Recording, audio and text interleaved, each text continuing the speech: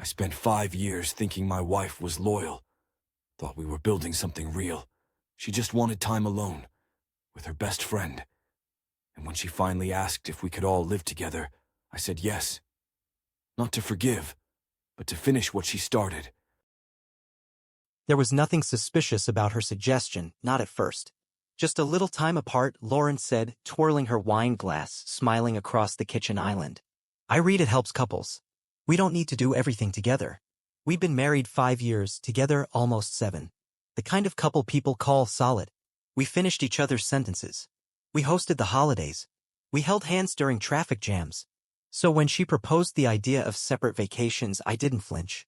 I even said it sounded refreshing. Our first split trip was innocent. She went to Santa Cruz with her college friend Maya. I drove up to Oregon, did a cabin weekend with my fishing buddies. The next time, she said she wanted to do a solo Airbnb retreat, just her, yoga, books, and beach. I loved that she was independent. I supported it. She always came back tan and relaxed. A better cook. More playful in bed. I thought it was a win. The third time, she went back to the same yoga retreat. And for some reason, I felt cold. Not suspicious exactly. But something in me changed. Maybe it was the way she started texting less during her trips.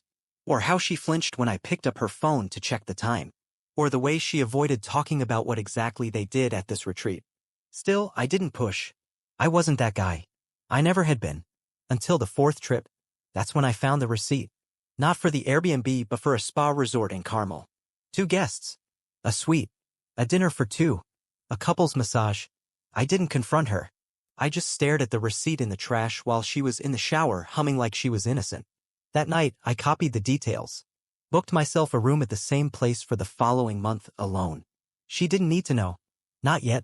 I wasn't even planning to catch her. I think I just wanted to know. Know if I was crazy. Know if this was something real. Know if the woman I shared every part of myself with was sleeping beside me while holding someone else in her head. But I didn't expect the truth to hit me that hard. It wasn't a man. It was Maya. Her best friend. The same one from college. The one who hugged me too tight at our wedding. The one who always called me too vanilla when she thought I wasn't listening. I saw them in the hot tub. I stayed far enough not to be noticed. Watched the way they looked at each other. Not playful, not teasing. Intimate. Like this had been going on for years. And maybe it had. The thing about betrayal is it doesn't always come wrapped in anger. Sometimes it arrives in silence. A hard lump in your chest that just stays there, weighing you down every time they smile and say, I missed you. That night, I lay next to Lauren in bed. She talked about how centered she felt. I told her I was glad. And I meant it. Because something inside me had clicked. Not rage. Not heartbreak. Clarity.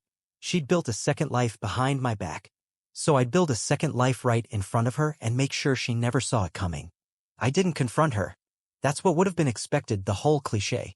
Screaming, accusations, tears, shattered glass. But that kind of reaction lets the other person control the narrative. I didn't want a confrontation. I wanted a setup. So, when Lauren came home from her retreat, I kissed her at the airport. Carried her bags. Asked how the massage was. She blinked, just for a moment, like she wasn't sure if I was messing with her. But I wasn't.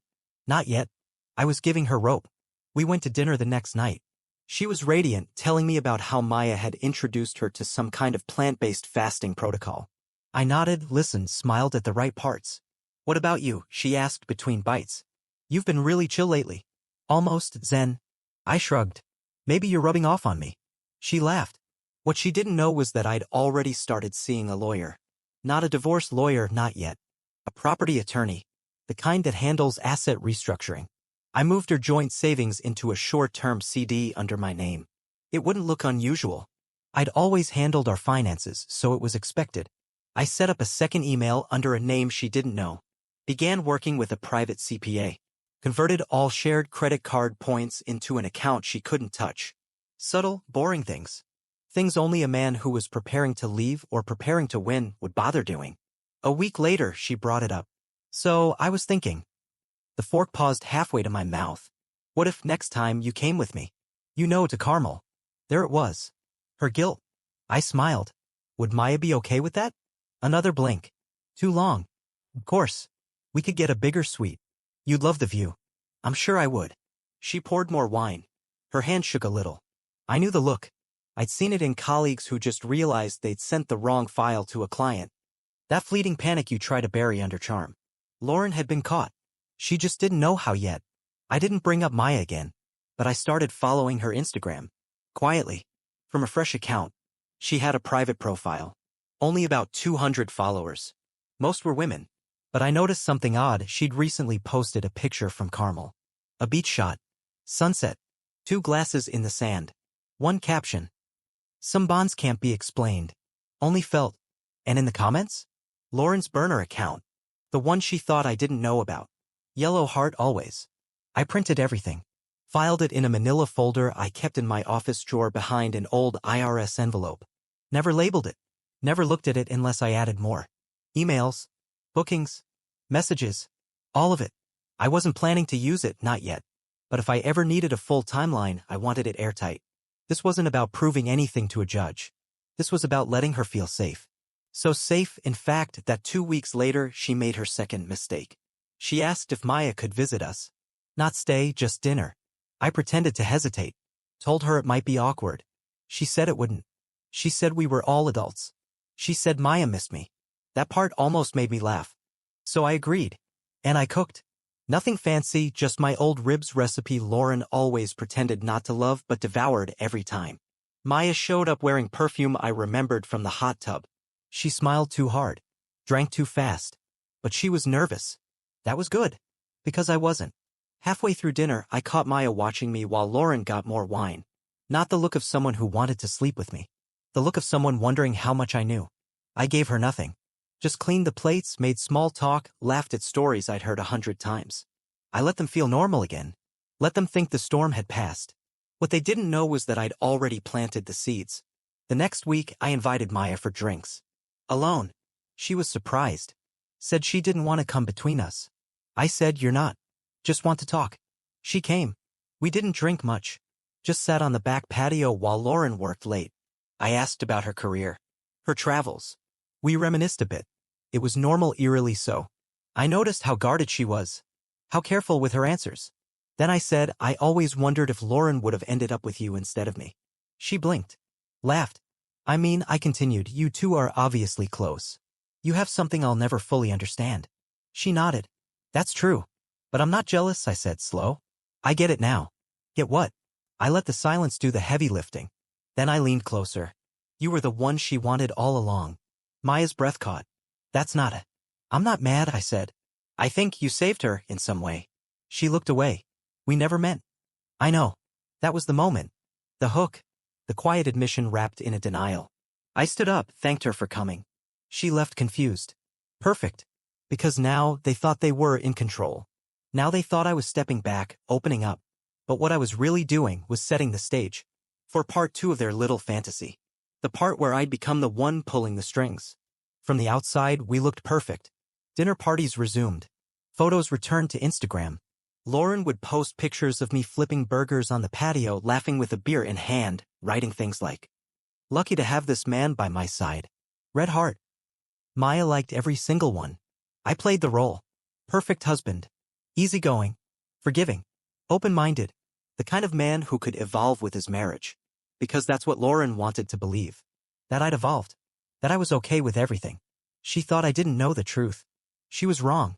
What she didn't realize is that I'd spent my life reading people. I worked in mid-level management at a commercial equipment company. Nothing fancy, just enough to deal with contracts, warehouse supervisors, sales teams, and HR fires. My whole life was balancing lies people told themselves at work. It taught me a skill: listen quietly, wait for the pattern, then strike when it's no longer deniable. This wasn't rage. This was engineering.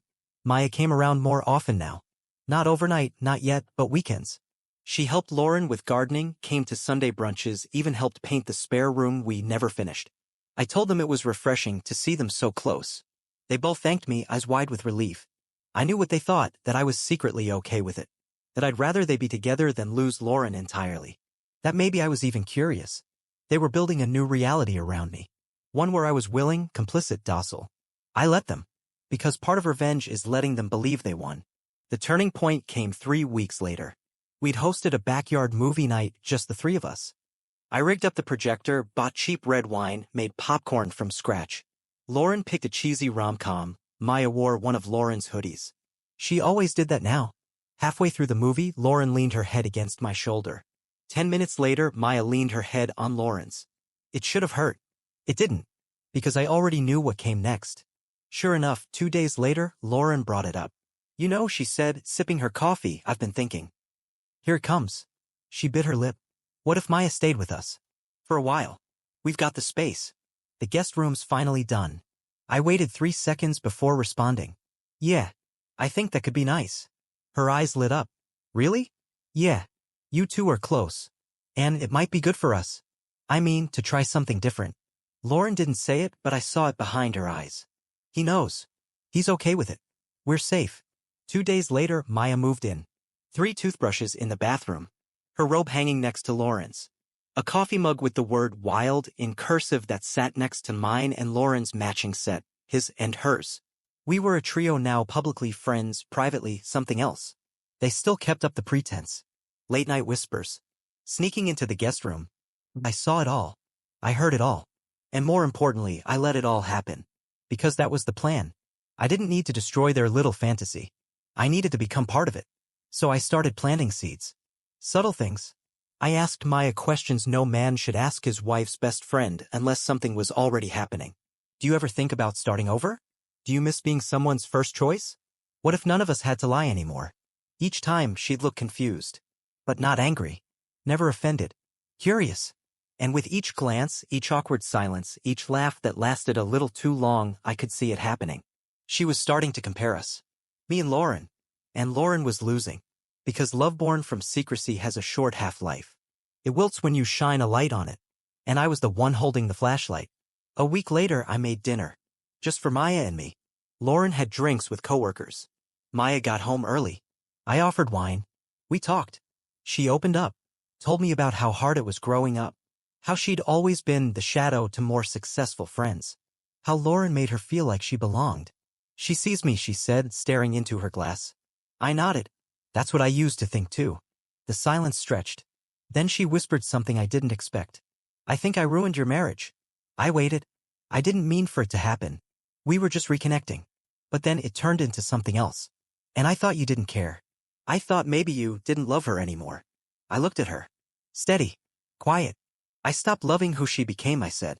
But I never stopped loving honesty. Maya blinked. She didn't know what to say. That was okay. I didn't need her to say anything yet. I just needed the guilt to start growing. Guilt is fertile ground for betrayal. Later that night, I told Lauren I was thinking of taking a solo weekend. You should, she said too quickly. Time alone would be good for you. I smiled. I was thinking of inviting Maya. Lauren froze. What? Just for a hike? She mentioned she hadn't been out to Yosemite. I figured we could go for the day. Camp if the weather's nice.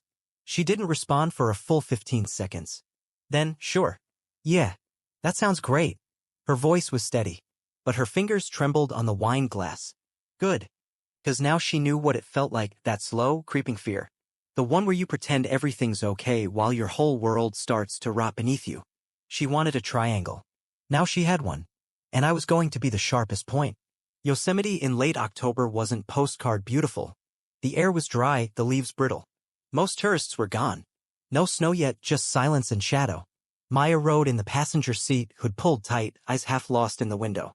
She hadn't asked many questions when I invited her. I gave her just enough details to feel comfortable, but not so many that she'd realize this trip was about something far bigger than a hike. Sorry to interrupt your viewing experience. We reached but a we secluded really need your trail support, just past Wamona. namely a It subscription was the to the kind channel, of place where which can make phones it lost possible to signal hire a and the trees professional voice swallowed actor sound. and make the best I content told her it for was a you. good spot for disconnecting. She smiled weakly, said she needed that. She had no idea how much. We walked for hours. I played the part I'd been rehearsing, the wounded husband pretending to heal. I asked her about her dreams.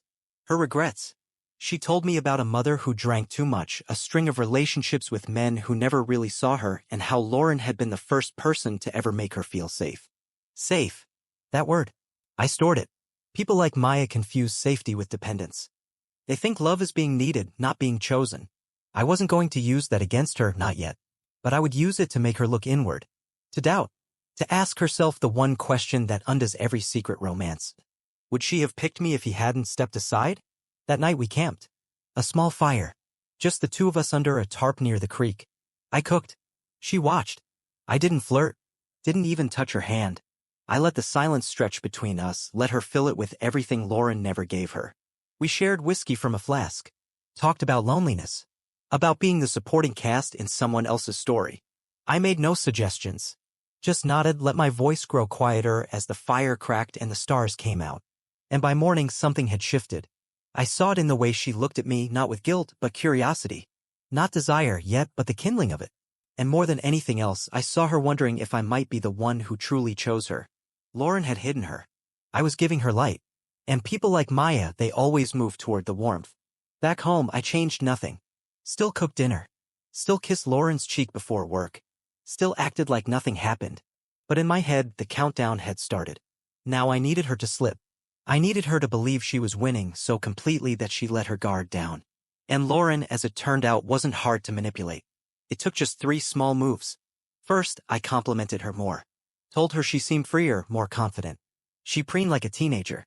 Second, I gave her space. Took longer walks. Left the room when Maya came in. Made excuses for them to be alone. Third, I changed my password. Not dramatically. Just enough for Lauren to notice, to wonder. I left receipts from department stores Maya liked on the counter, unread messages from names she didn't recognize half visible on my lock screen. Paranoia, when applied lightly, spreads like smoke through a marriage. And Lauren, who thought she'd carved a secret life, began to suspect I had one of my own. The cracks showed fast. She grew clingier at first. More affectionate. Random texts during the day. Just thinking about you, Red Heart. Then came the questions. Small, probing? Who's Stephanie? Where were you this morning? I smiled through all of it. Nothing makes a cheater more afraid than the idea of being cheated on. By week 3, Lauren wasn't hiding her anxiety anymore. She grilled Maya in the kitchen when she thought I was in the garage. I heard every word. You need to be careful. He's acting weird. You think he knows? I don't know. Maybe. Maya's voice was quieter. Unsure. I leaned against the hallway just out of sight, savoring every syllable. This was the point where secrets stop being sexy. Where guilt and fear overtake thrill. And I was going to turn the screws until neither of them could breathe. Then came the opening I'd been waiting for. A friend of mine from college, Derek, ran a local print and logistics shop. I asked him to help me stage a surprise. We printed an anniversary book. Not for Lauren. For Maya. Inside were photos, some real, some staged of her and me. Yosemite. Backyard dinners. Text message screenshots. Things she never knew I saved and things I completely fabricated. It was elegant, sentimental, sincere. If Maya read it alone, it would feel like a confession. A romantic, heartfelt plea. But Maya wasn't the one who found it. Lauren did. I left it under the couch cushion, just peeking out. She found it the next morning. I heard the thump of the book hitting the hardwood floor. Then the footsteps. Then the silence. I walked into the living room slowly, holding a cup of coffee. Calm. Relaxed. She stood frozen in the doorway, holding the book like a weapon. You want to explain this? She whispered. I looked at the cover. Smiled. Not really. Her mouth opened. Closed. You wrote this for her. I nodded. You're sleeping with her? No. But I might. I sipped the coffee. Watched the betrayal bloom on her face like a bruise. You bastard, she hissed. Lauren, I said softly. You brought her into our home. You let her into our marriage. I just followed your lead. She stormed out. Maya came home 2 hours later. Lauren was already gone. The trap had snapped shut. I didn't expect Lauren to leave the house that night. Not right away, anyway. I figured she'd sulk, slam a door or two, maybe give me a week of cold shoulder before pulling the let's talk this through card. That was her pattern, create the chaos, then act like the adult cleaning it up. But this time she vanished. No messages. No keys left on the counter. Just her car gone and a gap in the closet where half her wardrobe used to be. Maya sat stiffly at the kitchen table when I walked in after Lauren left. She looked like someone who'd stumbled into the wrong play and wasn't sure if she should stay or run for the exit. She left, I said plainly. I know, Maya said. Her voice was dry. I didn't plan for her to find it like that. That was a lie, of course. I planned every second of it. Maya just nodded slowly. You made it all up? The book? Not all of it. She didn't ask which parts were real. That told me something. Maya was smarter than Lauren ever gave her credit for.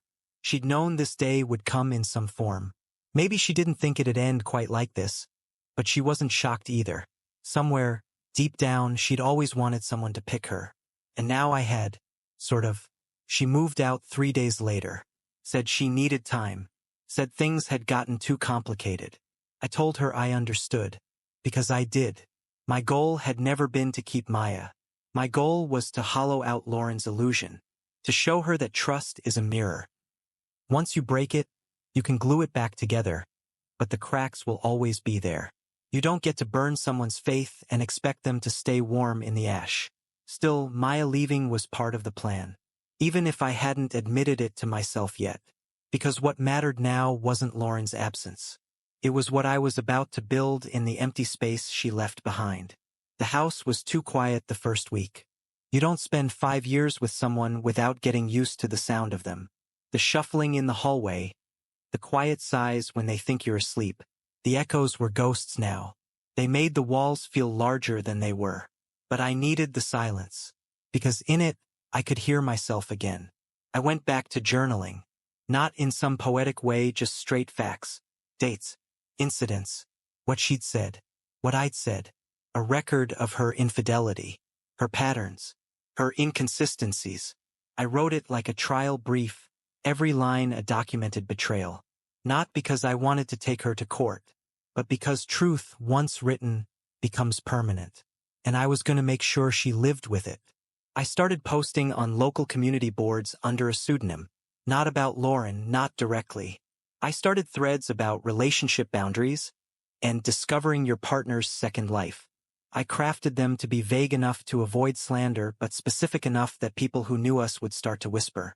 Then I created a small blog. Just a handful of posts. I never named her. Never uploaded pictures. But the stories. They were close enough to the bone that any of her friends, or her new social circle, would connect the dots. I called it The Second Home. Subtle. Ironic. Devastating. The blog got traction.